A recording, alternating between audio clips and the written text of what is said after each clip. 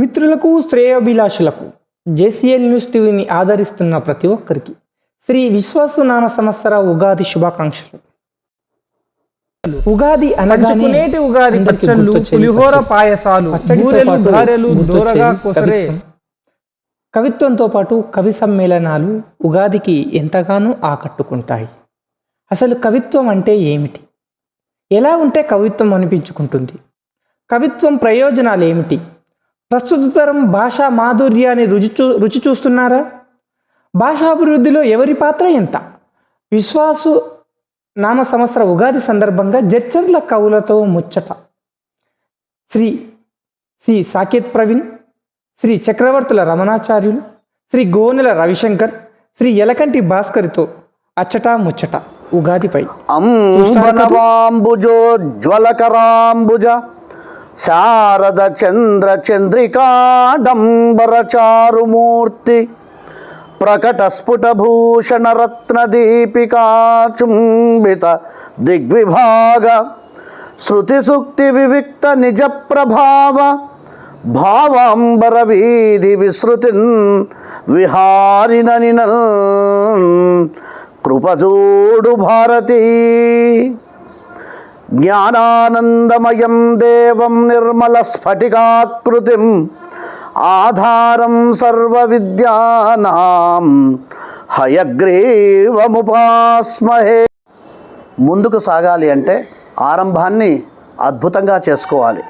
అందుకొరకు ఉగాది పేరు చెప్పగానే మనకు గుర్తొచ్చేటివి అనేకం ఉన్నాయి. అందులో పచ్చడి, షడ్రుచుల సమ్మేళనం. మరి అలాంటి షడ్రుచుల సమ్మేళనం కలిగిన ఉగాదిని మనం కావ్యాలలో చాలామంది ఎన్నో రకాలుగా వర్ణించారు. మరి ముఖ్యంగా కావ్యాలు, కవితలు, గ్రంథాలు అనేక రకాలైనటువంటి విషయాలను చెప్తూ పోతూ ఉంటే ముఖ్యంగా మనకు గుర్తుకొచ్చేది కవుల సమ్మేళనం, అదే కవి సమ్మేళనం.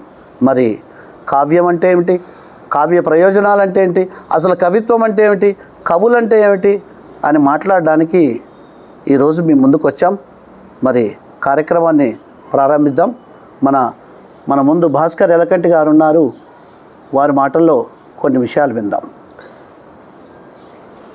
మంచిది మిత్రమా, ఈ ఉగాది సందర్భంగా మన షడ్రుచులను రుచి చూడడమే కాకుండా దాంతోపాటుగా ప్రత్యేకంగా కవి సమ్మేళనం అనేటువంటిది ప్రత్యేకంగా పెట్టుకుంటుంటాం. అసలు కవి సమ్మేళనం నిర్వహించిన ఆంతర్యం ఏంటి అసలు? ఎందుకంటే ఈ ఉగాది ప్రాశస్త్యాన్ని చెప్పుతూనే ఈ కవి సమ్మేళనాల రూపంలో కూడా మనకు ప్రస్ఫుటంగా బహిర్గతం అవుతుంది. మరి అందులో ఉన్నటువంటి కొంత మీకు మీ యొక్క దృష్టిలో ఉన్నటువంటి విషయాన్ని కొంత ఇవాళ మన ముందు ఇక్కడ రమణాచార్యులు చక్రవర్తుల వెంకట రమణాచార్యులు గారు ఉన్నారు. ఇటువైపు రవిశంకర్ గోనెల గారు ఉన్నారు. ఇక్కడ ఉన్న వాళ్ళంతా కూడా తెలుగు భాష అభివృద్ధి కోసం పాటుపడుతూ నిరంతరం కృషి చేస్తున్నటువంటి వాళ్ళు మిత్రులంతా ఉన్నారు. ఇవాళ మనమంతా ఇక్కడ కలుసుకోవడం నిజంగా చాలా సంతోషకరంగా ఉంది. మిత్రమా, మరి ఇవాళ చర్చా కార్యక్రమాన్ని ఎలా ప్రారంభిద్దాం? ఏమంటారు రమణ? ఏం చేద్దాం, ఎలా చేద్దాం? అనగానే కవిత్వం అని గుర్తుకొస్తుందన్న. అవును, కవిత్వం అనేది తెలుగు సాహిత్యానికి సంబంధించిన ఒక ప్రక్రియ అన్న. అందులో ప్రముఖంగా కవిత్వం చాలా ప్రముఖమైన పాత్ర తెలుగు సాహిత్యంలో వహించింది. అవునన్నా. ఆ కవిత్వాన్ని మరి అంతర్లీనంగా ఉండే భావ సంచయనాన్ని ప్రకటిస్తూ మనసుకు ఆనందపరుస్తూ జనచైతన్యం కలిగించేది కవిత్వం. కాబట్టి ఆ కవిత్వాన్ని మనము మన ఉగాది సందర్భ సమయంలో కవిత్వాన్ని ఆలాపించడం వల్ల మంచి తెలుగు సాహిత్య వైభవాన్ని ప్రకటించినట్టు అవుతుంది. తర్వాత ఆనందాన్ని ఇచ్చినట్టుంది, ఆహ్లాదాన్ని ఇచ్చినట్టు ఉంటుంది. అసలు ఈ భాష ఎప్పుడు ప్రారంభమైంది మిత్రమా? ఎప్పటి నుంచి మనము ఈ కవిత్వ ధోరణి మనకు వచ్చింది, మీరేమన్నా చెప్పగలరా? మిత్రుడు ఇంతకుముందు మాట్లాడుకుంటూ అంటే కవిత్వ ప్రయోజనాలు ఏంటివి అని ఒక మాట అన్నారు కదా. ఇది నిజానికి మన భరతముని నాట్యశాస్త్రం దగ్గర నుంచి మొదలు పెట్టుకుంటే కవిత్వము, కావ్యము, వాటి ప్రయోజనాలు ఏంటివి, తర్వాత అసలు కవిత్వం అంటే ఎట్లా ఉండాలి అనేటటువంటి చర్చ, వాటి లక్షణాలు. మామూలుగా కావ్యాన్ని మనం కన్యతోటి పోలుస్తుంటాం. ఆ కావ్యాన్ని ఎవరికైతే అంకితం ఇస్తామో అది కావ్య భర్తగా భావిస్తుంటాం కదా. మరి కావ్యం కన్య అయినప్పుడు ఆ కావ్యానికి శరీరం ఏంటి, ఆత్మ ఏంటి, అంగాలు, ఇంత చర్చ భరతముని నాట్యశాస్త్రం దగ్గర నుంచి అభినవగుప్తుడు ఆనందవర్ధనుడు వరకు దాదాపు ఒక 1500 సంవత్సరాల చర్చ జరిగింది. దాంట్లో లాక్షణికులందరూ కూడా చర్చించారు అసలు కావ్యం ప్రయోజనాలు ఏంటి. మనం ఉదాహరణ తీసుకుంటే తెలుగులో మొట్టమొదటి కావ్యం మహాభారతమే తీసుకుందాం. ఆంధ్ర మహాభారతంలో నన్నయ్య గారు చెప్పుకుంటే ఏమంటారు, సారమతి కవీంద్రుడు అనేటటువంటి పద్యంలో నన్నయ్య భట్టు తెనుంగునన్ మహాభారత సంహితారచన బంధురుడయ్య జగద్దితంబుగన్ అంటాడు. అంటే జగత్తు హితం కోసమే రాస్తున్నా అంటాడు. ఇట్లా చాలామంది కూడా తమ కావ్యం రాయడానికి ప్రధాన కారణము జగద్హితము అంటారు. అందుకే ఈ లాక్షణికులు 2 ప్రధానమైనటువంటి ప్రయోజనాలు చెప్పింది. ఒకటి ఉపదేశము, రెండవది ఆనందము. కావ్యం ఇంకా ప్రయోజనాలు చాలా ఉండొచ్చు కానీ అవి కవికి, పాఠకునికి వచ్చేటటువంటి ప్రయోజనము ఈ పరమ ప్రయోజనాలు 2. ఒకటి ఉపదేశము, 2 ఆనందం, రసానందం. సాహిత్యం అంటేనే సాహితం, సమాజహితం కోరేది సాహిత్యం. సాహిత్యంలో ఒక ప్రక్రియ కవిత్వం, విపరీతమైన ఆనందాన్ని ఆనందించేదే కవిత్వం. కానీ ఈ కవిత్వంలో ధోరణులు మారుతూ ఉన్నాయి. ఇప్పుడు ప్రాచీనం నుంచి ఆధునికం వరకు ఎంతో రకమైనటువంటి వైవిధ్యత చోటు చేసుకున్నది. మరి అందులో ఏమన్నా కొంత మీకు ఉన్నటువంటి ప్రాచీన కవిత్వంలో మొత్తం వచ్చేసి గ్రాంధికం ఉండడం వల్ల మన వాళ్ళు ఎక్కువ దాన్ని అంటే పామర్లో సైతం అర్థం చేసుకోలేకపోయారు. కేవలం పండితులకు మాత్రమేనేమో కవిత్వం అనే ధోరణి ఉన్నది ఒకప్పట్లో. ఎప్పుడైతే మనకు ఈ అభినయ సాహిత్యం ప్రారంభమైందో, విప్లవ కవిత్వము ఒక పథానం ముందుకు సాగుతుందో, అప్పటి నుంచి కాదేది కవిత కనర్హమని శ్రీశ్రీ గారు అన్నట్టు కవిత్వానికి సాగుతామన్నట్టు ఆయన చెప్పడము, అక్కడి నుంచి ఒక కవిత్వము సామాన్య మానవుడికి కూడా అందుబాటులోకి వచ్చింది. లేకపోతే అదే ప్రాచీన కవిత్వం ఉండుంటే కేవలం పండితులకు మాత్రమే ఉద్దేశించని ఒక ఏమంటారు ఒక భావంలో ఉండేవాళ్ళు. అందుకే శ్రీశ్రీని ఖండించి దీవించినటువంటి ఘనత ఆయనకే దక్కింది అంటారు. అయితే నా అభిప్రాయం ఏంటిది అంటే, ఇప్పుడు పామరులకు అర్థమయ్యే భాష, పండితులకు అర్థమయ్యే భాషలో మాత్రమే తేడా ఉంటుంది. కానీ శిల్పము, నిర్మాణము, వస్తువు, రసము, రీతి ఇవన్నీ కూడా ఏమంటారు ఏ కవిత్వంలోనే ఉండాల్సిందే. ఏమంటారు వాక్యం రసాత్మకం కావ్యం. అది ఒకటే వాక్యమైనా కానీ రసాత్మకమైనటువంటి వాక్యమే కావ్యం అనబడుతుంది. కానీ ఇప్పుడు చాలా ధోరణులు చూస్తుంటే ఒక పారాగ్రాఫ్ను ఇట్లా అట్లా విడగొట్టుకుంటూ అదే కవితలాగా చెప్తున్నారు. కానీ దాంట్లో రసం ఉండాలంటే ఆ పాఠకునికి ఆ ఉండే రసహృదయము ఆనందింపజేయగలగాలి. అప్పుడు అది కవిత్వం అనిపిస్తుంది. కావ్య లక్షణాలు అంతర్లీనంగా వ్యవహారిక భాష ఉండని, గ్రాంధిక భాష ఉండని, అంతర్లీనంగా ఉంటున్నాయి. కానీ పూర్తి స్థాయిలో ఏమైపోయిందంటే, మన మిత్రుడు చెప్పినట్టుగా ఒక చిన్న పారాగ్రాఫ్ తీసుకొని ఇష్టం వచ్చినట్టుగా దాన్ని విరిచి ఒక లైన్లో రాసే వరకు అదే కవిత్వం అని భ్రమపడిపోతుంది. అంటే ఒక వాక్యాన్ని సంబంధం లేని చోట విరిచి కింద పెడితే అది కవిత అయిపోతుంది. పదాలు పదబంధాలు లేదు, అర్థంతో సంబంధం లేదు. ఈ రెండింటికి అతీతంగా రాసిందే కవిత్వం అనే భావనలో ఉండిపోయి దానికి కవిత్వం అంటే అది ఇంకేదైనా పేరు పెడితే బాగుంటుంది. కవిత్వం అంటే ఇంకా బాగానే ఉంటుంది. సంస్కృత భాష సాహిత్యము, తెలుగు భాషా సాహిత్యము, తెలుగు భాష సాహిత్యంలో గ్రాంధికం ఉండడం వల్ల అర్థం గాంధీ పెడతామనే అంశాన్ని మనం తీసుకున్నప్పుడు జానపద సాహిత్యం అందరికి అర్థమయ్యేది. తెలుగు సాహిత్యంలో మంచి ప్రక్రియ. జానపదాల నుంచి నోటి నుంచి మౌఖికంగా వెలువడి అజరామరంగా కొనసాగుతున్న ప్రక్రియ అది. కాబట్టి అర్థం కాదు వ్యర్థం అనేది దాని తప్పు. ఇప్పుడు మనకు పూర్తి వ్యవహారిక భాషలో, మాండలిక భాషల్లో కొన్ని రాయలసీమ కథలు కానీ ఆ మాండలికాలు చూస్తే పూర్తి వ్యవహారికంలో ఉంటుంది. కానీ ఆ కొన్ని కథా సాహిత్యం చదివితే కళ్ళు చెమరుస్తాయి. అంటే అంత ఆకట్టుకునేటట్టు ఉంటాయి. కవిత్వానికి ప్రధానంగా ఉండాల్సినటువంటి లక్షణం అది. ఇప్పుడు ఆధునిక సాహిత్యంతో పాటు ఆధునిక సాహిత్యంలో మనం శ్రీశ్రీ గారి చలోక్తులు విన్నాం, అవునా? మరి ప్రాచీన కవిత్వంలో మీకు తెలిసి అట్లాంటి అంటే కవిత్వం అంటే ఇలా ఉండాలని ఎవరైనా చెప్పిన వాళ్ళు ఉన్నారా? ఉన్నారు. మనకు ప్రధానంగా తెలుగు సాహిత్యంలో కృష్ణదేవరాయల యుగము స్వర్ణయుగం. అది మనకు ఆయన స్పెషల్గా అష్టదిగ్గజాలతోటి సాహితీ భువన విజయం అనే పేరుతోటి సాహితీ సభ నిర్మాణం. దాంట్లో మనం విన్న ప్రముఖమైనటువంటి కథ అలసాని పెద్దనను సంస్కృతంలో తెలుగు భాషలో సమానంగా పద్యం ఇప్పటికిప్పుడు ఆశోగా చెప్పినటువంటి వాళ్లకు గండపెండి బహుకరిస్తా అంటే అప్పుడు పెద్దలు చెప్పిన ఉత్పలమాలిక కవిత్వం ఎట్లా ఉండాలి అని చెప్పినటువంటిదే అది. సూపర్. ఒకసారి అంటే నాకు నాకు అందుబాటులో లభించినది మాత్రమే నాకు వస్తుంది. బహుశా ఒకటి రెండు పాదాలు మిస్ అయి ఉండొచ్చు.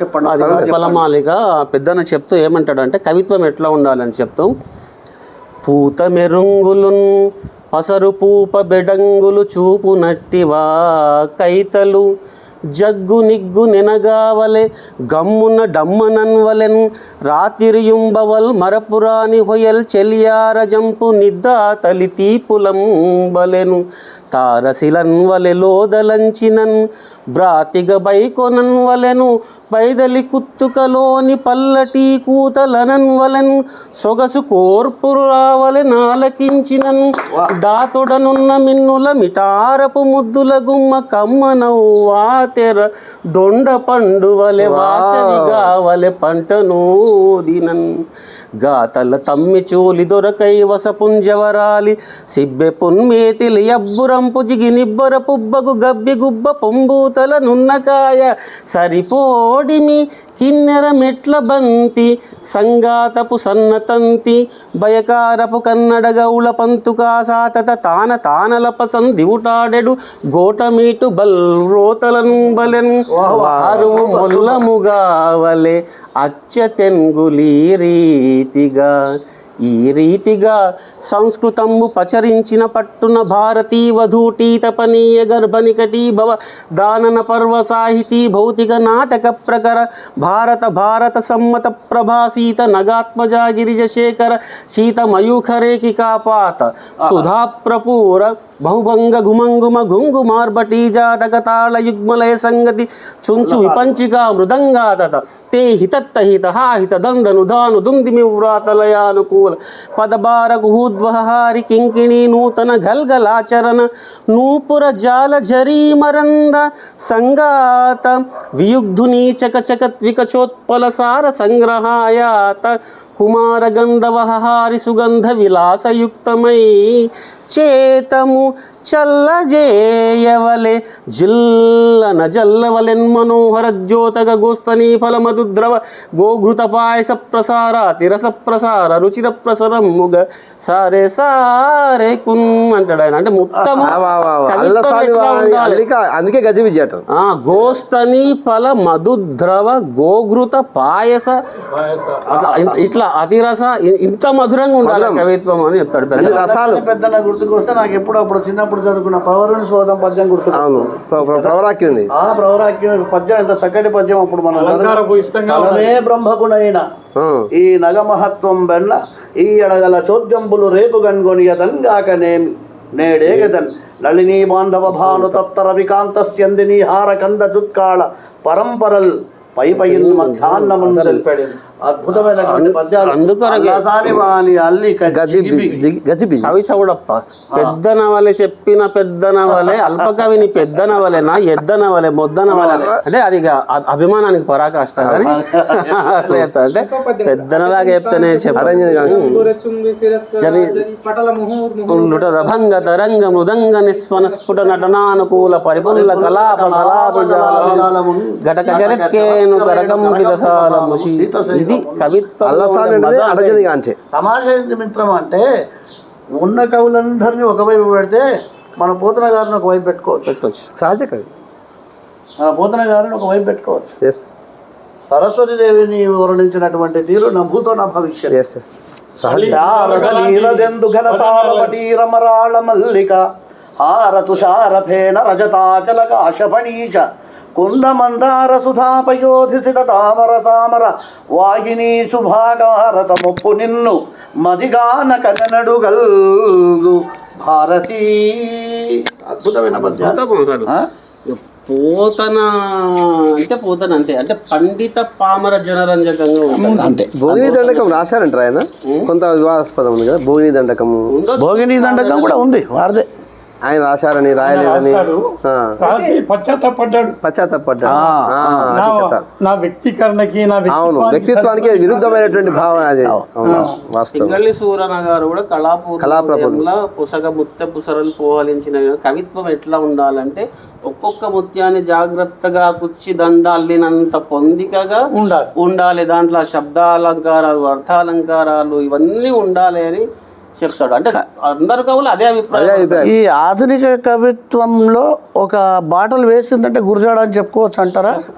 గురజాడ చెప్పుకోవచ్చు. అయితే ఇక్కడ ఒక చిన్న ప్రశ్న, 1999కి ముందు 1999 నుంచి 97 నుంచి 2005 నుంచి 2025 మధ్యలో తెలుగు భాషలో వచ్చిన సమూల మార్పులు, అంటే మనం చదువుకున్న కాలంలో పద్య భాగము, గద్య భాగము, తర్వాత పుస్తకాలలో 3 పుస్తకాలు, ఉపవాచకం. ఉపవాచకం. ఇప్పుడున్న పరిస్థితులలో ఏది ఎక్కడుందో వెతుక్కోవడానికి ఇబ్బంది. అంటే ప్రభుత్వం రెండు కలిపి పెట్టడము పెట్టిండ్రు అనేది. పద ఉచ్చారణలో ఒత్తులు, దీర్ఘాలు, కొమ్ములు కూడా చాలా వరకు తప్పులు ఉన్నాయి. భాషా అవి ముద్రా రాక్షసాలు ముద్రణ రాక్షసాలు. కాకపోతే ఇది పాఠ్య పుస్తకాలలో ప్రధానంగా పరిగణనలోకి తీసుకునేది ఏముంటది అంటే సైకాలజీ ప్రకారము విద్యార్థుల సైకాలజీ ఏం చెప్తుంది అంటే సులభము నుంచి కఠినానికి, ఆ మూర్త భావనల నుంచి అమూర్త భావనలు, తెలిసిన దాని నుంచి తెలియని దానికి అనేటటువంటి సిస్టమ్ లో పోతుంటది. అంటే ఆ పాఠ్యాంశాల రూపకల్పనలు కూడా కాంపోనెంట్స్ అని ఉంటాయి.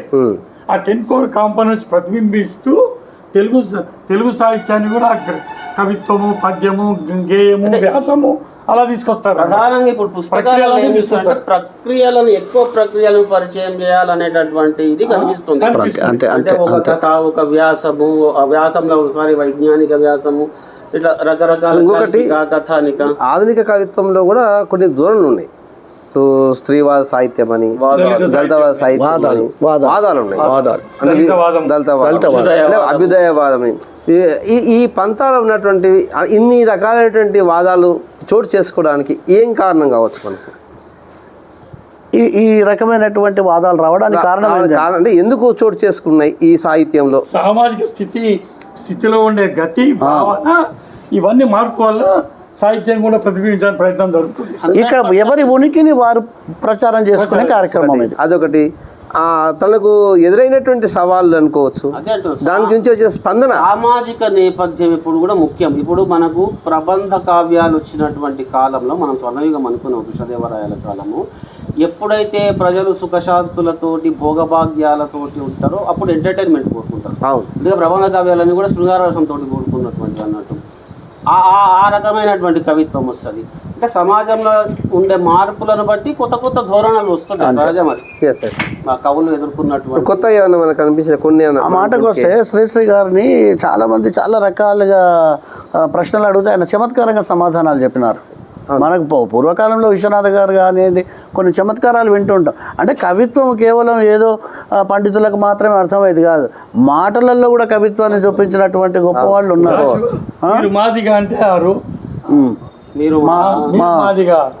అవును, మీ రుమాల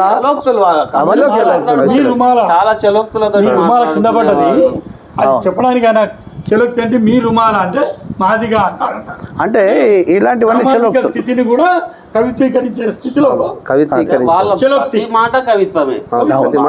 మాట్లాడుకుంటే కూడా కవిత్వమే దొరుకుతుంది. శ్రీశ్రీ గారిని మిత్రమా, ఒకసారి ఒక మిత్రుడు ఒక విద్యార్థి అడిగినాడట, ఏమండి గురువుగారు మీరు ఎప్పుడు చూసినా కూడా ధూమపానం, సిగరెట్లు తాగుతూ ఉంటారు, ఏమిటి అంత అట్లా? ఒక చైన్ స్మోకర్ ఆయన, శ్రీశ్రీ గారు చైన్ స్మోకర్. ఒకటి కాగానే ఒకటి ముట్టిస్తూనే ఉంటారు. ఏంటి అని అంటే, అయ్యా పొగ తాగడం ఆరోగ్యానికి హానికరం, సిగరెట్ ఆరోగ్యానికి హానికరం, అందుకే ఇదంటే నా కోపం, అందుకే కాల్చి పడేస్తున్నా అన్నట్టు. ఆయన పోతున్నది కూడా సత్కవులు హాలికులైననేమి అంటే ఈయన సత్కవులు ఆల్కహాలికులైననేమి. సత్కవులు హాలికులైననేమని పోతన ఆల్కహాలికులైననేమని శ్రీశ్రీ గారు. శ్రీశ్రీ గారిని అదే అడిగినారు, అయ్యా మిమ్మల్ని చూసి మేము ఇదే నా నేర్చుకోవాల్సింది, సిగరెట్ తాగడం, మందు కొట్టడం అంటే. ఆయన అన్నారు, నన్ను చూసి దయచేసి ఎవరు ఏం నేర్చుకోకండి, నా కవిత్వాన్ని చూసి నేర్చుకోండి అన్నారు. సూపర్.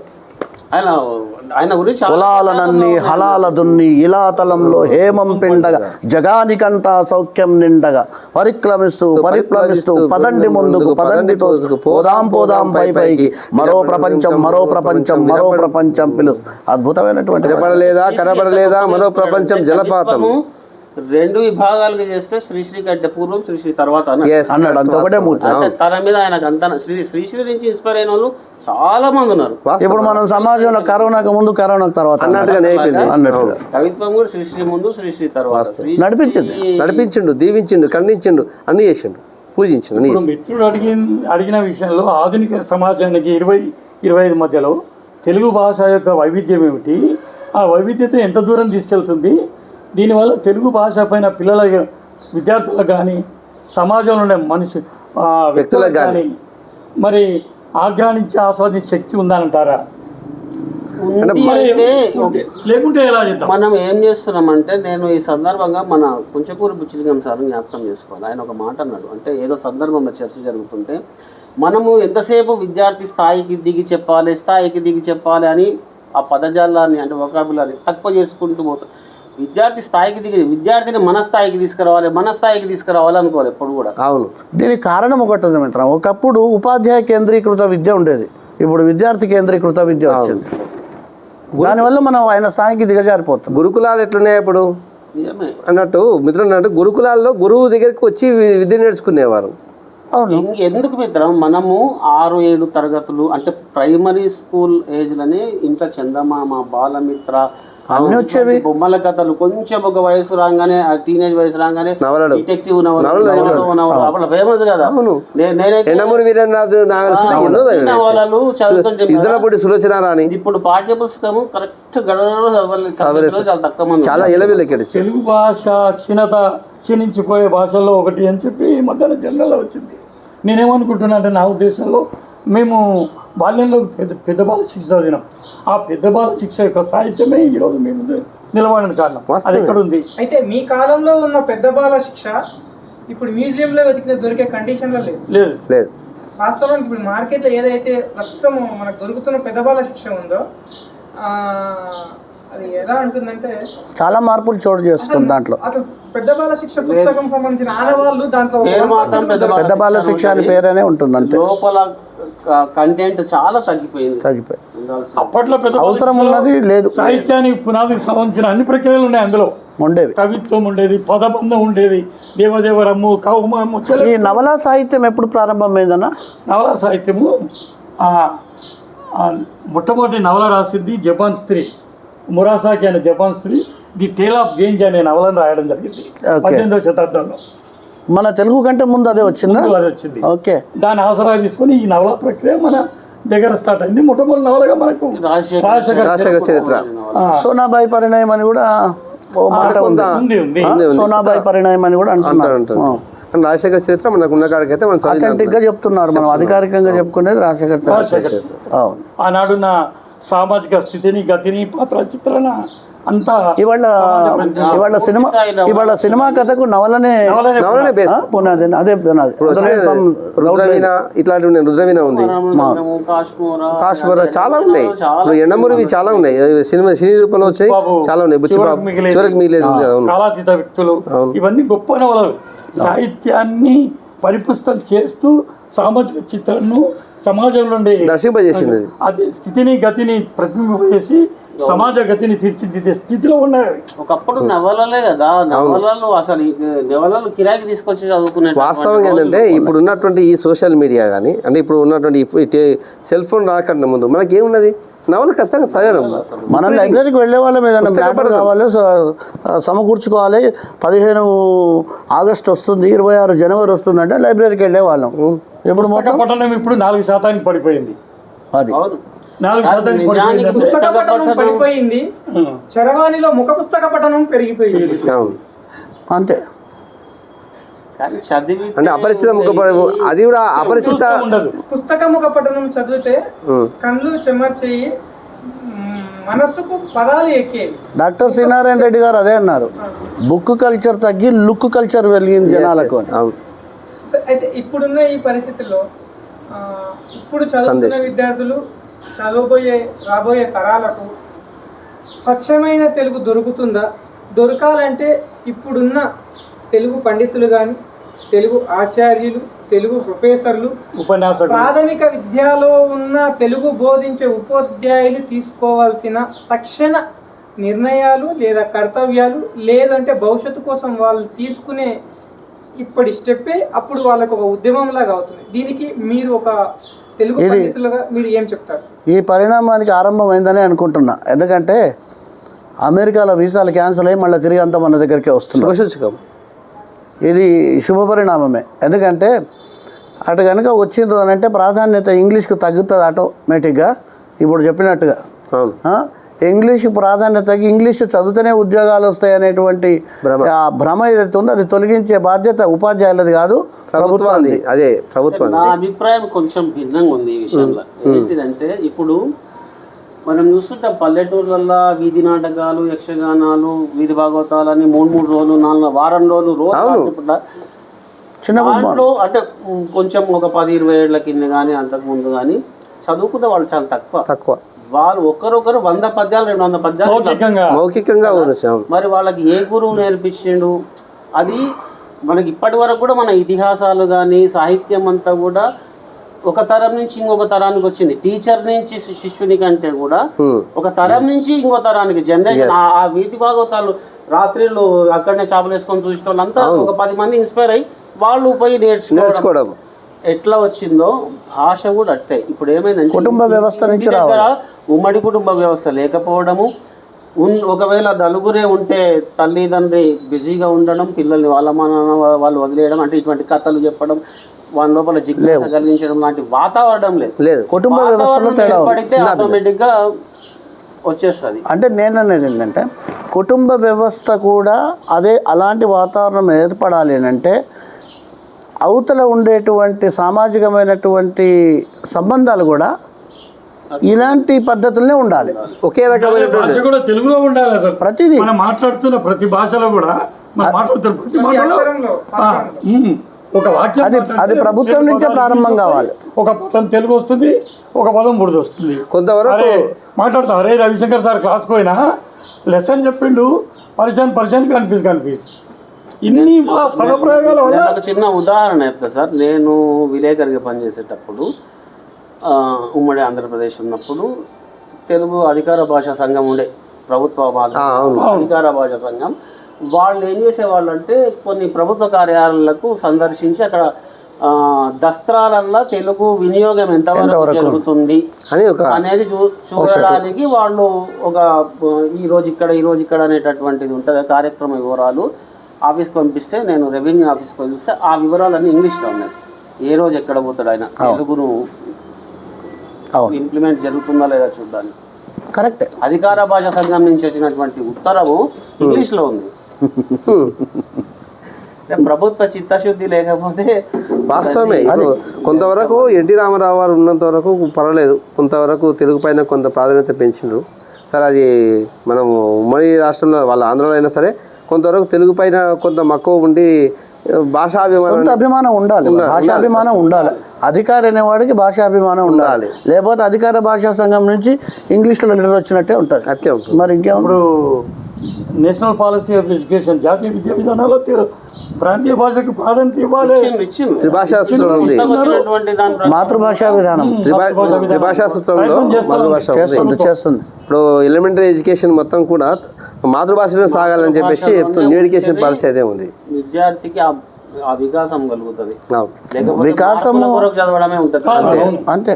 వికాసం ఒకటే కాకుండా కొన్ని సందర్భాల్లో మనం వేరే భాషతోటి ఎన్ని రకాలుగా వాడికి చెప్పినా లోపల ఉండేటువంటి ఒక గొప్ప భావన ఏర్పడదు.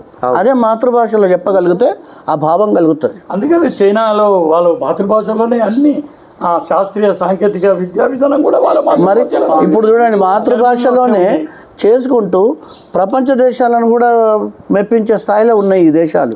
మరి మన దగ్గర ఎందుకట్లా ఆ ప్రయత్నం చేసిన లేదు? ఇటీవల మనది అపోహ. వేరే భాష నేర్చుకుంటే, ఇంగ్లీష్ నేర్చుకుంటేనే బ్రతకొచ్చు అనే అపోహలో ఉన్నాం.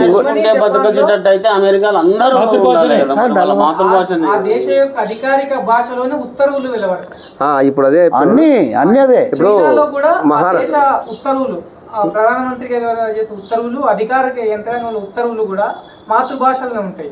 ఒక జిగుత్సాకరమైన విషయం ఏంటంటే మనం ఒక భారతదేశంలోని విభిన్న సంస్కృతులు, విభిన్న సంప్రదాయాలు, విభిన్న భాషలు ఉన్నా కూడా మనం ప్రథమ లాంగ్వేజ్ అంటే ప్రథమ ఇంగ్లీష్నే తీసుకుంటాం.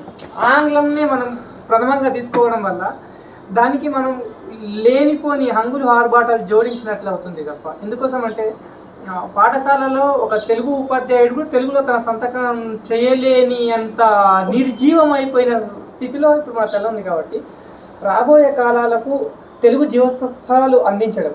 ప్రస్తుతం విద్యార్థులు ఉపాధ్యాయులు ఏదని చెప్తే గూగుల్లో శోధిస్తున్నారు. వికీపీడియా వాడు చెప్పింది, గూగుల్ వాడు చెప్పిందే కరెక్టు, నాన్న చెప్పింది తప్పు అనే సిద్ధాంతానికి వస్తుంది. 2-3 సందర్భంలో ఆ అనుభవం నా ఇంట్లో నాకే ఎదురయ్యింది. సో మేము చూసుకున్న దానికి భాషకు పర్యాయ పదం చెప్పడం వల్ల, అర్థం చేసుకోవడం వల్ల వీలైనంత వరకు మా ఇంట్లో స్వచ్ఛమైన ఏదో ఒక గ్రాంధిక భాష వాడడానికే ప్రయత్నం చేస్తుంటా. అంటే నాకు ఒక రిపోర్టర్గా పనికొస్తుంది, బయట అడగడానికి పనికొస్తుంది, 4 పదాలు అయితే ఏం ఉద్దేశంతో నేను వాడే మీడియా లాంగ్వేజ్లలో కూడా తెలంగాణ మాండలికాన్ని, ఆంగికాన్ని పట్టుకోవడానికి ప్రయత్నం చేస్తున్నాను. నా వల్ల కావట్లేదు, పట్టుకోవడానికి ప్రయత్నం చేస్తున్నాను. ఇప్పుడు మీ నలుగురన్నా మీకు తోసినంత వరకు తెలుగుకు ఇంకా ఏ విధంగా సేవ చేయగలుగుతారు? భవిష్యత్ తరాలకు మీ నుంచి ఎలాంటి తెలుగు నిధిని అందిస్తారు చెప్పగలుగుతారు? ఇప్పటికే చాలా కార్యక్రమాలు నిర్వర్తిస్తూనే ఉన్నాము. జాతీయ సాహిత్య పరిషత్ తరఫున కానీ, వివిధ సంస్థల తరఫున కానీ పాఠశాల విద్యార్థులకు క్విజ్ పోటీలు పెట్టడం, అంటే తెలుగు పాఠ్యాంశాల మీద, తర్వాత కళాశాల విద్యార్థులకు కవి సమ్మేళనాలు నిర్వర్తించడం కానీ, ఇటువంటివి అనేక కార్యక్రమాలు. కవులను ప్రోత్సహించి వాళ్ళ పుస్తకాలు వచ్చేటట్టు చూసి వాళ్ళని కవిత్వం రాసే దిశగా ప్రోత్సహించేటటువంటి అనేక కార్యక్రమాలు. పద్యపట్టణ పోటీలు, ధారణ పోటీలు. జడ్చర్ల పట్టణంలో ఇప్పటికి 4-5 సార్లు అష్టావధాన కార్యక్రమాలు, అవి చాలా కార్యక్రమాలు చేస్తున్నాం. ఇంకా అంటే అది సరిపోదు, ఇంకా చేయాల్సి ఉంది. కాకపోతే కొంచెం గ్రామీణుల్లో కూడా ఇంతకుముందు ఉన్నంత ఆసక్తి, ఇంటికి వచ్చి అమ్మ అని పిలిచి తల్లి తిడుతుంది, ఏంట్రా అందుకేనా నేను బడికి పంపిస్తున్నాను, మమ్మీ అని లోనికి రాదా అనే పరిస్థితి ఉంది. భావజాలం మారనంత వరకు కష్టం. భావజాలాన్ని మార్చే ప్రయత్నమే చేయాలి. ఇంతవరకు కార్పొరేట్ కబంధ హస్తాల్లో ఇరుక్కపోయినాం మనం. అంటే అటువైపు ఇంగ్లీష్ వస్తేనే బాగుంటుంది, ఇంగ్లీష్ వస్తేనే ఫారెన్కి వెళ్తాం, మాట్లాడు పక్కన ఇంటిలాగా భావన ప్రభుత్వం నుంచే ప్రారంభం కావాలి. ప్రభుత్వం నుంచి కావాలి, సైమల్టేనియస్ ఇక్కడ నుంచి కూడా ఏంటంటే తల్లిదండ్రులు ఆ యొక్క ధోరణి మారాలి, వీళ్ళ యొక్క ధోరణి మారాలి. తల్లిదండ్రులు వాళ్ళకు ఉద్యోగాలు వస్తాయి, ఇంగ్లీష్ చదువుకుంటేనే ఉద్యోగాలు వస్తాయి అనే భావన ఫస్ట్ పోతే తప్పనిసరిగా తెలుగు చదువుకున్న వాళ్ళకు, ముఖ్యంగా తెలుగు మీడియం చదువుకున్న పిల్లలకు రిజర్వేషన్లు పెట్టాలి. ఇది వాస్తవం.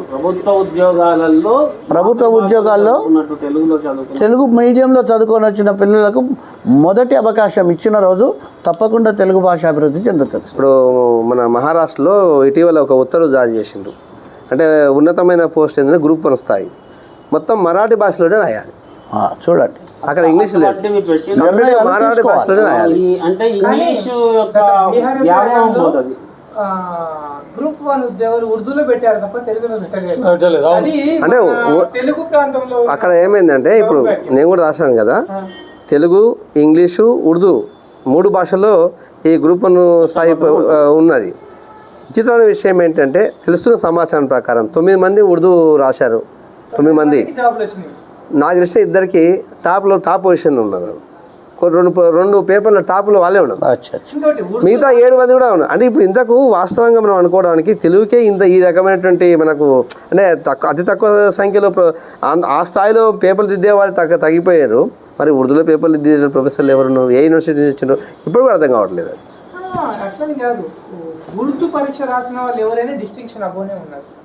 ఉర్దూ చదివేది ఎవరు, ఉర్దూ రాసేది ఎవరు, ఉర్దూ మాట్లాడేది వాళ్ళ భాష అది. మరి తెలుగు మాట్లాడే వాళ్ళు తెలుగు రిద్దడానికి, తెలుగు చెప్పడానికి ఎందుకు సంశయిస్తున్నారు అర్థం కాని సందర్భం. నిన్న అసెంబ్లీ సమావేశాలలో స్పీకర్ గారు చాలా మంచి మాట అన్నారు. ప్రభుత్వ ఉద్యోగులు పిల్లలు అందరూ ప్రభుత్వ పాఠశాలలో చదవకపోతే వాళ్ళు ఇంక్రిమెంట్ కానీ డిఏ కానీ కట్ చేయడం అది వాస్తవమే. దాంతో పాటు అసెంబ్లీలో అంత పెద్ద మాట ఒక స్పీకర్ అనే వ్యక్తి ఇప్పటిదాకా మాట్లాడినట్లు నేను ఇంకొకటి సవరణ ఏమంటారంటే, ఉద్యోగస్తుల ఇప్పుడు ప్రభుత్వ పాఠశాలల విద్యార్థుల సంఖ్య ఎందుకు తగ్గుతుంది అంటే కేవలము సరిగా చదువు చెప్పనందుకు కొరకు కాదు, మౌలిక వసతులు లేనందుకు కొరకు. ఉద్యోగస్తుల పిల్లలు అందులో చదివితే మౌలిక వసతులు రావు. ఎవరైతే అధికారం ప్రజాప్రతినిధులు. కలిగి ఉంటారో ప్రజాప్రతినిధులు వాళ్ళ పిల్లలు చదివితే ఆటోమేటిక్గా మౌలిక వసతులు మనం సాహిత్యము భాష అనే మాటలు మాట్లాడుకోవాల్సిన పోతున్నది, డివేస్ అయిపోతున్నది. ఎందుకు ఇంత క్లిష్టపరి భాషా సౌందర్యం గురించి మాట్లాడుకుందాం మనం. భాషా సౌందర్యం పిల్లల మెదళ్ళకు గుండెలోకి ఎక్కాలి. ఇంగ్లీష్ అనే నశ ఎలా అయితే మన ఇంగ్లీష్ అనే ఆంగ్లం అనే ఒక నశ, చదువురాని వ్యవసాయేతర పనులు వ్యవసాయ పనులు చేసుకుంటున్న ఒక తండ్రికి కూడా ఆంగ్ల భాష మీద చూపిస్తున్నంత ఉత్సుకత తెలుగు మీద చూపించట్లేదు. ఇది ఇంతకుముందు మిత్రులు చెప్పినట్టు ఆంగ్లంలో చదివితే ఉద్యోగ అవకాశాలు ఉపాధి అవకాశాలు ఎక్కువ ఉంటాయి అంటే అక్కడ ఇంకొకటి లేదు. అపోహ పోతే ఎవరైనా అంతే కదా. ఇప్పుడు అట్లా కూడా ఎవరైనా కొంతమంది ఇష్టం ఉన్న పిల్లలు ఎంఏ తెలుగు చేస్తున్నారు, బిఏ తెలుగు చదువుతున్నారు, దాంట్లో నేర్చుకుంటున్నారు. అట్లానే ఏం లేదు, అట్లానే పూర్తిగా గాలికే మొదలయ్యలేదు. ఎంఏ తెలుగు చేసే పిల్లలు ఉన్నారు, బిఏ తెలుగు చేసే వాళ్ళు ఉన్నారు. కానీ ఉద్యోగాలు కూడా వస్తాయి, రిజర్వేషన్ కూడా ఉంటుంది. అంటే తప్పనిసరిగా మార్పు వస్తుంది. అది రావాలి, అది ప్రభుత్వం నుంచే మారుతుంది. ఇక భాషా సౌందర్యం గురించి మాట్లాడితే నండూరి వారి ఎంత సహజమైనటువంటి శైలిలో నండూరి వారి ఎంకి పాటలు, ఎంత చక్కటి పాటలు. భావకవిత్వం. ఎంకి వంటి పిల్ల లేదోయి లేదోయి, ఎంకి నా వంకింకా రాదోయి రాదోయి, ఎంకి వంటి పిల్ల లేదోయి లేదోయి, ఎంకి నా వంకింకా రాదోయి రాదోయి, తల్లో పువ్వుల సేరు మెల్లో పూసల సేరు, తల్లో పువ్వుల సేరు మెల్లో పూసల సేరు, కన్నెత్తితే చాలు కన్నెత్తితే చాలు కనకాభిషేకాలు, ఎంకి వంటి పిల్ల లేదోయి లేదోయి, ఎంకి నా వంకి రాదోయి రాదోయి, నా గుండె నా మనసు నమిలి మింగిన పిల్ల అంటాడు. అందుకే భావకవిత్వం చాలా బలమైనటువంటి ఇంకొకటి మనము తెలుగులో ఇది భావకవిత్వమే కాదు, ఎంకి భావకవిత్వం. నాయుడు భావకవిత్వం, ఎంకి నాయుడు భావకవిత్వం. Super, correct. ఇంకొకటి ఒక ఈనాడు పేపర్లో ఒకటి నేను డిగ్రీ చదువుతున్న సందర్భంలో ముఖ్యమైన గాలికి విద్య అంటే ఆయన గాలి ముద్దు కృష్ణ విద్య అంటే ఏమైతుంది ఇప్పుడు భాషలో భావం కూడా అర్థం కాకపోతే అంటే సందర్భంగా మనకు కరెంట్ అంటే భాషలో సౌందర్యం ఉంది అని చెప్పడం కోరకే. భాషలో సౌందర్యం ఉంది, దాంతో పాటు ఏంటంటే జరుగుతున్న పరిణామాలు కూడా మనకు కనెక్ట్ కావాలి. లేదంటే గాలికి విద్య అంటే విద్యను గాలికి వదిలేశారా అంటే ఒక విపరీతమైనటువంటి అర్థం వస్తుంది. ఫెమినిజం స్త్రీవాద కవిత్వం అంటున్నాం కదా. స్త్రీకి సహజమైన బాధల్ని కూడా స్త్రీవాదంలో వినిపించడం నాకేం నచ్చలే మిత్రమా. అందులో ఓల్గా లాంటి వాళ్ళు చాలా మంది ఉన్నారు. స్త్రీకి సహజమైనటువంటి దానిని, సహజంగా భగవత్ సిద్ధమైనటువంటి విషయాలను కూడా ఇదేదో మాకు బాధ అని చెప్పుకోవడం ఏమాత్రం బాగలేదు. ఎందుకంటున్నాను ఈ మాట అంటే, జ్వాలాముఖి లాంటి కవులు దీన్ని విమర్శించినారు, దీన్ని ఖండించినారు. స్త్రీకి సహజంగా ఉండేటువంటి అదృష్టమైనటువంటి విషయం ఇది. వాళ్ళు చాలా స్త్రీ తత్వాన్ని తాత్వికరించడం కానీ కవిత్వీకరించడంలో అర్థం లేని పని. కొన్ని ఇదేదో మాకు పెద్ద బర్డెన్ మాకు ఇదేదో దొరలడము అది కరెక్ట్ ప్రయోగం సరిగా లేకపోవడం వల్ల ఆ ఫెమినిజం అనేది ఇంకో రకమైన దారి తీస్తున్నది. అరే ఆ ఉన్నతీకరణ అనేది అంతర్లీనంగా ఉండాలి కవిత్వంలో, అది గొప్ప. మహిళా సాధికారత ఓకే బాగుంది, వాళ్ళకి సంబంధించిన సాధక బాధకాలను బయటికి అది సామాజికమైనవి అయ్యి ఉండాలి. సామాజిక కోణంలో ఆవిష్కరించడం తప్పులేదు. అంతేగాని పురుషాధిక్యము స్త్రీ ఇది కాదు. అంటే ఇది ఎట్లా ఉంటుంది అంటే ఎవరి ఇజాలు వాళ్ళకు ఉంటాయి, నిజమేందనేది ప్రజలు పాఠకులే వాళ్ళ విచక్షణకే వదిలిపెడతాం అంతే. స్త్రీవాదమైనా ఏ వాదమైనా కానీ వాళ్ళ వాయిస్ ఎంత బలంగా వినిపించాలనుకుంటారో తమ కవిత్వం ద్వారా అంత బలంగా వినిపిస్తారు. చదివినటువంటి వాళ్ళు ఒక నిర్ణయానికి వస్తారు, ఏది కరెక్ట్ కాదని. ఒకటి దళిత సాహిత్యంలో రణం అని గోగుశ్యామల రాసింది, చాలా అద్భుతంగా ఉంది. అది ఏముంటుందంటే సామాజిక కోణం ఆవిష్కరించింది. ఇప్పుడు మనం జోగిని వ్యవస్థ అంటున్నాం. ఆ జోగిని వ్యవస్థలో ఒక దళిత అమ్మాయిని జోగినిగా మార్చేటువంటి క్రమంలో తండ్రికి ఇష్టం ఉండదు. సహజ తండ్రికి ఇష్టం లేకపోవడం వల్ల అక్కడున్న భూస్వామిని ఎదిరించలేక తన బిడ్డను జోగినిగా మార్చిన క్రమాన్ని అడ్డుకోలేక తను తప్పిస్తున్నటువంటి సభన మొత్తాన్ని సంఘర్షణను ఎంత చక్కగా వర్ణిస్తుంది రణం అనేటువంటిది గోగుశామనం. అంటే అట్లాంటి సాహిత్యాన్ని మనం ఆస్వాదించాలి. అటువంటి సాహిత్యం సమాజానికి అవసరమవుతుంది.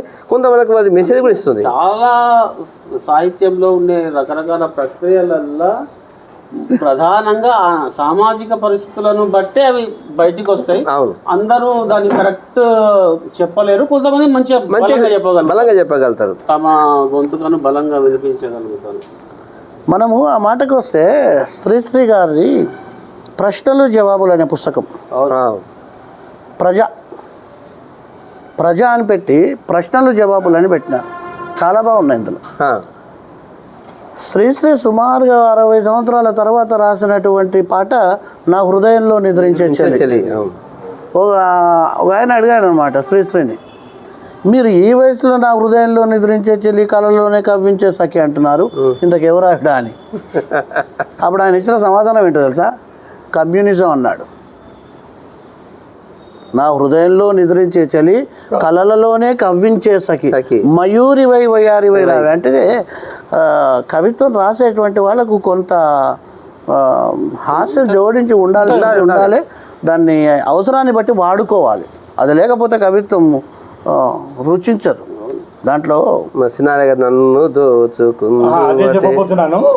సీనియర్ గారిని ప్రత్యక్షంగా యూనివర్సిటీలో ప్రశ్న వేసిన, కవిగా మీరు ఎలా మొట్టమొదటిగా స్పందన ఏంటి అంటే ఆయన ఏమన్నాడు, ఆయన ధోరణిలో చెప్పుకుంటూ, ఏమండి మాది హనుమాజ్పేట, మీకు తెలుసు కదా కరీంనగర్ జిల్లా. ఉదయాన్నే లేచి నేను వ్యాయామానికి వెళ్తుంటే అక్కడ ఉండే పాలేరు ఆ గడ్డిని తీస్తూ కిర్రు కిర్రు చెప్పుల దానా కళ్ళకు కాటుక దానా, నీ రూపు చూస్తే బాగుందమ్మో నీ తీరు చూస్తే బాగాలేదమ్మా అని పాడట. దాన్ని ఆయన ఏమంటాడు, నన్ను దోచుకుందువటే వెన్నెల దొరసాని. 5 గంటల సమయం ఉషకాలము వెన్నెల ఉన్నది, అది తీసుకొచ్చి ఇక్కడ వేసానండి అన్నాడు. ఇదే సందర్భం. పాటలు గేయాలు కూడా ఒక ప్రక్రియ. ఇప్పుడు వేటూరి గారి పాటలల్లో ఇతిహాసాలకు కావ్య ప్రబంధాలలో ఉండే చాలా అంశాలను తీసుకొని ఆయన శైలి కూడా అలంకారిక శైలి చాలా బాగుంటుంది. శబ్దాలంకారాలు బాగా వాడతాడు పాటలలో కూడా. అవును, మేము ఈ మధ్య పిల్లలకు చెప్పేటప్పుడు అంత్యానుప్రాస చెప్పాలన్నా ముక్తపదగ్రస్తం చెప్పాలంటే కూడా పాటలు చెప్పాల్సి వస్తుంది. ఎందుకంటే పిల్లలు తొందరగా వాటిని పట్టుకోగలుగుతున్నారు. ముక్తపదగ్రస్తం చెప్పి ఏది మదన సుధన చెప్తే వాడు చదవట్లే. అందుకొరకు సుధతి అని చెప్తే చదవట్లేదు. వాడికి అనగనగా ఆకాశం ఉంది, ఆకాశంలో మేఘం ఉంది అంటే చదువుతున్నాడు. అంటే తప్పట్లేదు. మరి అట్లాంటి సందర్భాలు వస్తుంది. కరెక్టే, దాంట్లో తప్పేం లేదు. అంటే అంత్యానుప్రాస చెప్పాలి అంటే బన్నీ బన్నీ బన్నీ జారుతుంది నా చున్ని, పెళ్ళి ఎప్పుడు అంటుంది పిన్ని, మళ్ళీ అడుగుతుంది పంపిస్తుంది. కాదు, తనికల బర్ని గారిది ఉంది, నాకు చెల్లి అది అంతే. అది ఇంకా పిల్లలకి అప్పుడు బాగా అయిపోయింది ఆ కాలంలో. అదే అంటే పరిస్థితులు మారినాయి, చెప్పాల్సి వస్తుంది, తప్పదు. అంటే వాళ్ళకి అర్థం చెప్పాలి అనేటువంటి సందర్భం. అంటే వాస్తవంగా కరెక్ట్. అంటే పాటలలో కూడా ఎందుకు పిహెచ్డీ చేసిన వాళ్ళు ఉన్నారు మిత్రమా, పిహెచ్డీ చేసిన వాళ్ళు కూడా ఉన్నారు. సినిమా పాటలలో ఊళ్ళోని అలంకారాల గురించి కూడా ఉంది మనకు. మంచి టాపిక్ కూడా మంచి టాపిక్. అటువంటి పాటలు చాలా ఉన్నాయి. వర్ణనలు పాటలలో మంచి వర్ణన పాటలు చాలా బాగున్నాయి. ఇప్పుడు ఆ మాటకు వస్తే ఆధునిక కవిత్వంలో అలిశెట్టి ప్రభాకర్ గారు కూడా నగర గీతంలో ఎంత బాగా చెప్తాడు. సిటీ లైఫ్ అల్పాక్షరాలలో అలిశెట్టి ప్రభాకర్ దాంట్లో చూడగలం మనం. పదాలలో బలమైనటువంటి చాలా అదే అంటారు కదా, ప్రపంచ బాధ మొత్తం శ్రీశ్రీది, తన బాధ మొత్తం కూడా కృష్ణ శాస్త్రి. తన బాధ ప్రపంచ బాధ, అది శ్రీశ్రీ బాధ. అది కానీ ఒకసారి శ్రీశ్రీ జయంతి సందర్భంగా తనికెళ్ళ భరణి గారు రాసినటువంటి ఒక ఆర్టికల్ జ్ఞాపకం ఉందా మిత్రమా? ఈనాడు పత్రికలు వెనుక రాసిండు. ఎంత అద్భుతంగా అనిపిస్తుంది అంటే ఒక సినిమా చూసినట్టు అనిపిస్తుంది. అంటే ఒక రాజు సింహాసనం మీద కూర్చున్నాడు, అందరూ కూర్చున్నారు. కవిత్వము కన్య. ఆ కవిత్వం అనేటటువంటి నా భాషలో చెప్తున్నారు, ఆయన రాసింది ఇట్లా కాదు, భావం మాత్రం. ఆ కన్య మీదికి శార్దూలాలు మత్స్యభాలను వదిలిండ్రు. అది ఇనుప సంఖ్యలతోటి బందీ అయి ఉంది. అవి విడగొట్టుకొని పోతుంటే అప్పుడు ఆమె కళ్ళల్లో నుంచి 2 అశ్రువులు, ఒక కన్నీటి చుక్క, ఒక నెత్తురు చుక్క 2 కింద పడ్డాయి, శ్రీశ్రీగా వెలిసాయట. ఎక్సలెంట్. అంటే మనకి ఇక్కడ శార్దూలాలు మత్స్యభాలంటే పులులు పద్యాలలో కూడా శార్దూలాలు మత్స్యభాలు అంటే ఆ పద్యం అనేటటువంటి చట్రంలో కవిత్వం బందీ అయిపోతే ఆ కవిత్వం నా బాధ ఎవరికి చెప్పుకోవాలని బందీని అయిపోయినా అని ఏడుస్తుంటే ఆ ఏడుపులోంచి పుట్టినటువంటి వాడు శ్రీశ్రీ. గాఢ సర్పపరిష్వంగం, గాఢ సర్పపరిష్వంగం అంటాడు ఛందస్సు విషయాలు. ఏదేమైనా వాళ్ళ ఉగాది రోజు మనం అందరం ఇట్లా కలుసుకొని ఓ కవి సమ్మేళనంలో పాల్గొన్నంత ఆనందంగా ఉంది మిత్రమై. వాళ్ళ మనం అందరం ఇట్లా చర్చ చేసుకోవడం. చాలా ఒక విషయం చెప్పదలుచుకున్నా. అవును, ఉగాది కవితలు అనుకుంటున్నాము. ఉగాది కవితలు రాసిందా అంటే ఏంటి, కవిత్వం యొక్క ప్రయోజనాలు ఏంటి, రసం అంటే ఏంటి, గుణం అంటే ఏంటి, రీతి అంటే ఏంటిది, అలంకారాలు ఎట్లా ఉంటాయి, పాకం అంటే ఏంటి, ద్రాక్ష పాకం, కదలి పాకం, నారికేళ పాకం, వీటన్నిటి గురించి తెలుసుకొని తన సహజమైన భాషలో రాయాలి. వేటి గురించి తెలుసుకోకుండా నేను రాసిందే కవిత్వము చాలా బాగా వల్ల ఏమైతుందంటే పుస్తకాలు ఎక్కువైతున్నాయి, చదివేటోళ్ళు తక్కువైపోతున్నారు. కాబట్టి చాలా మంచి తక్కువ విషయం తక్కువ ఉన్న, నిడివి తక్కువ ఉన్నా కానీ దాంట్లో బలమైన భావము, కవిత్వం ఉద్దేశం ఏందో తెలుసుకొని రాయాలి ఉండాలి. పాఠకునికి ఆ రసానందం బ్రహ్మానంద సహోదరం అంటారు లాక్షణికులు. ఆనందంలో అల్టిమేట్ అంటే బ్రహ్మానందం.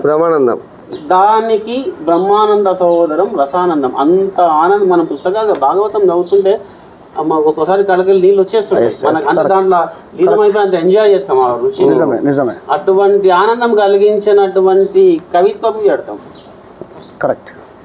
అది సైజులో ఎంత ఉన్నా పర్వాలేదు, సైజుతో సంబంధం లేదు. ఆనాటి కావ్యానికి 18 పర్వాలు అయితే నేటి కవిత్వానికి 18 వాక్యాలు అంటే చాలు. అది ఎంత వాక్యం ఉన్నా సరే నానీలు, నానోలు, రకరకాల ప్రక్రియలు అవసరం లేదు. సైజు తగ్గుతుంది, అక్షరాలలో ఉన్నప్పటికీ ఇది ఉండాలి. రసానుభూతి లేకపోతే అది కవిత్వం అనిపించుకోదు. అయితే మన వాళ్ళు కూడా మామూలు వచనానికి తేడా రసానుభూతి ఒకటే. అయితే ఈ కవిత్వంలో కూడా రసం ఉంది. ఈ వీళ్ళు రాసే కాదు, నీరసం ఉంది. అది చదివితే నీరసం వస్తుంది. పర్లేదు ఏదో రసం ఉంది కదా అని అడ్జస్ట్ అయిపోతున్నాం. కాబట్టి వర్ధమాన కవులందరూ కూడా కొంచెం ఈ విషయాలను, ఇప్పుడు మనం ఇంతకుముందు చెప్పుకున్నట్టుగా దాదాపు 1500 సంవత్సరాల చర్చ జరిగింది అంటే ఎంత మేధోమదనం జరిగింది వచ్చింటది. కావ్యం అంటే ఎట్లుండాలి, కవిత్వం అంటే కనీసం దాని గురించి తెలుసుకోవాలి. అంటే దాంతో ఏకీభవించాలి. కవిత్వ లక్షణాలు తెలుసుకోవడం కంటే పాత కవులు, ప్రాచీన కవులు, ఆధునిక కవులు రాసినటువంటి వాళ్ళ యొక్క కవిత్వం ఎలా ఉందో ఒకసారి మొత్తం చదవాలి. ప్రాథమిక అంశాలనే తెలుసుకుని ఉంటే కవిత్వం రాయాలి, వాసనలోకి వెళ్ళొచ్చు. అది కరెక్ట్. ప్రాథమికంగా నాకు తెలుసుండాలి. ఈ ఉగాదికి ఏమన్నా రాస్తుందా? ఉగాదికి అంటే వసంతం కోసం ఎదురు చూపు అని ఒకటి రాశాను. మీరేమన్నా కొత్తగా కవిత్వం ఏమన్నా కొత్తది ఏదో ఒకటి? ఇది కవి సమ్మేళనంలా ఉంది కాబట్టి సమాజంలో ఉన్నటువంటి మా పేదరికల్లో మగ్గుతున్నటువంటి వాళ్ళ గురించి కాస్త వసంతం కోసం ఎదురుచూపు. వాణ్ణి ఎన్ని వసంతాలు తాకిపోతే ఏం లాభం చెప్పు, వాడి జీవితం కనీసం ఒక్క వసంతంలోకైనా తొంగి చూడనప్పుడు. ఓకే. శిశిరం దాటాక తన జీవితం వసంతమై చిగురుస్తుందని చిరు ఆశ వాడి మదిలో మెదడమే కానీ ఏనాడు దాన్ని వాడు చవిచూసింది లేదు. బలిసిపోయిన భవంతులు మరింతగా బలిసిపోతుంటే బక్క చిక్కిన వాని ప్రాణం మాత్రం ఎముకల గూడై వెక్కిరిస్తుంది. వసంత కోయిలతో జతకట్టి ఆనంద రాగాలను ఆలపించాలనే తపన ఎప్పుడు నెరవేరుతుందోనని ఎదురు చూడడం వాని వంతయింది. బాగుంది. వాడు ఎంతైనా ఆశాజీవి కదా, అందుకే కాబోలు ఏదో ఒకనాడు తనకంటూ ఒక రోజు వస్తుందని ఆశల శ్వాసతో జీవిస్తున్నాడు. చిక్కటి నిషీదిలో వాడొక్కడే ఒంటరిగా అంతఃశోధన మొదలుపెట్టాడు. జారిపోయిన కలల్ని ఒద్దికగా ఒడిసి పట్టుటకు యత్నిస్తున్నాడు. వాడు పదిలంగా దాచుకున్న కథల్ని ఒక్కొక్కటిగా వెలుగులోకి తేవడానికి ప్రయత్నిస్తున్నాడు. అందుకే కావచ్చు వెన్నెల దారి కోసం వెతుకులాట మొదలుపెట్టాడు. కొత్త ఉషోదయం కొరకు ఊపిర్లూదడం ప్రారంభించాడు. వాడు సరికొత్త ప్రణాళికలను నిర్మించడానికి సిద్ధమవుతున్నాడు. సమయానుకూల వ్యూహాలను రచించడానికి పూనుకుంటున్నాడు. మొక్కవోని ధైర్యంతో ముందుకు పోతున్నాడు. ఎదురయ్యే ఏ సవాళ్ళనైనా ఎదిరించడానికి సిద్ధమవుతున్నాడు. అందుకే కాబోలు అప్పుడప్పుడు వాడు కొన్ని నిరీక్షణలు, మరికొన్ని సమీక్షలు చేస్తున్నాడు. కాలం పెట్టిన పరీక్షలో ఉత్తీర్ణత పొందడానికి యోజన చేస్తున్నాడు. చూడాలి మరి వాడికి లక్ష్యం ఎప్పటికి చేరబోతుందో, వాడి ఆశ వసంతమై ఎప్పుడు కొత్త చిగురు తొడుగుతుందో. చాలా బాగుంది, చాలా బాగుంది. ఈ ఉగాదితో అంతమవుతుందో, ఏ ఉగాదితో ఈ ఉగాదితో అంతమవుతుందో. యుగాది అంటే అంతం కాదు. ఉగాదులు లేవు నాకు ఉషస్సు. ఆరుద్ర గారు రైట్. మరి ఈ కార్యక్రమాన్ని సుసంపన్నం చేసుకున్నాం. మరి ఈ ఉగాది విశ్వావసు నామ సంవత్సరం మనందరికీ శుభం చేకూరాలి. ముందు మనకు, ఆ తర్వాత మన జయపాల్ గారికి కూడా శుభం చేకూరాలి.